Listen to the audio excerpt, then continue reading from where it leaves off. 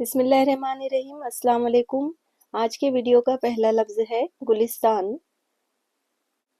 گلستان کے اردو معنی ہے وہ جگہ جہاں پھول بکثرت ہو، چمن، باغ، پارک، گلزار، پھلواری۔ تو اس طرح سے میں نے گلستان لکھی ہوں۔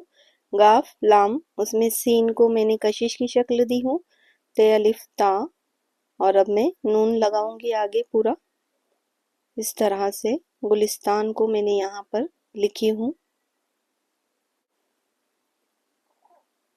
اس کے بعد کا جو لفظ ہے وہ ہے حکومت، ہے کاف،